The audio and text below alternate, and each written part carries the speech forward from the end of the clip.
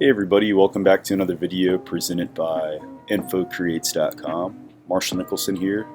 Today we're going to talk about organizing and staying organized before you open up an editing platform.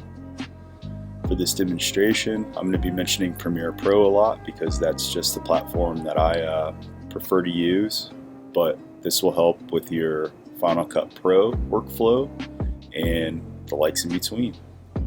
So let's go ahead and hop into it. This is really important because if you're working on extensive projects and you're trying to go in and out of this project for multiple days, it's just nice to have a central location or a hub to where you can pull your graphics, your music, your media, and just to get to your Premiere file quickly. It helps speed up efficiency, my opinion. So I learned this folder storage style structure from a good friend of mine named Tony Rice from a news media company, and I was able to take that from him, and it's really helped me out since I've learned it. So we'll go ahead and start just by creating a simple folder, doing a right click in the new folder on your desktop. And I usually store this on an external drive or whichever media storage drive I'm using for either client or for personal. And we'll just name it base folder. From there we'll crack that open. And what I typically do, if I don't have one of these saved already, and I'll show you later on what I mean by that, I usually start with my media because I'm going to be ingesting media from a shoot or something else. So let's see, we'll start with a media folder, and from there we'll open that up, and I usually shoot with a GH4, a drone, which is a DJI Phantom 4 Pro, I love it, and a GoPro Max, GoPro Max has been a fun one too. The 360 stuff you can do with it is pretty incredible. Alright, so we'll go back.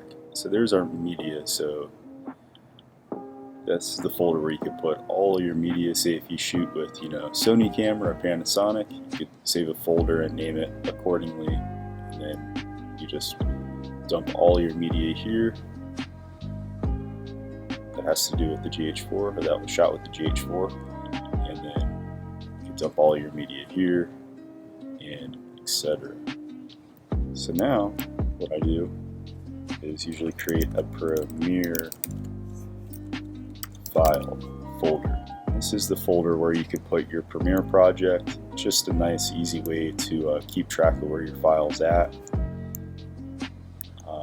Next, usually do audio. If there's any special sound effects or music tracks that I end up using, this is the central located spot that I download and store those files. And the next folder is AE, or After Effects, and the After Effects file will be stored there. Same with anything that I export after After Effects, I'll just put it in that file or in that folder. And I use PSD files quite a bit within Premiere. So I usually create a graphics folder, and in this folder that's where I store all of those files. And pretty important folder is the final folder, and that's where I store all of my final exported project files. Now that we have our base folder created, we can go ahead and close out of it real quick and then create another folder. So I'll just do say I have a client named the Yellow Flamingo sure if that's spelled right, but that's okay. Oh, there it goes. So say I have a client named the Yellow Flamingos, and I'm going to do a lot of different videos with that client. Well, I can put my base folder within that client folder, and then now do a Command D or duplicate that base folder. And now I have a nice backbone structure to work off of whenever I want to do future projects with this client. And for this one, I could just name it Project 1, for example.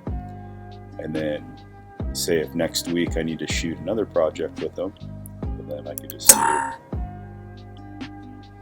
Command D and then Project 2, and so on and so on. This is just an easy way. That way you don't have to do that whole folder storage and basically that whole folder build again, like we did in the base folder.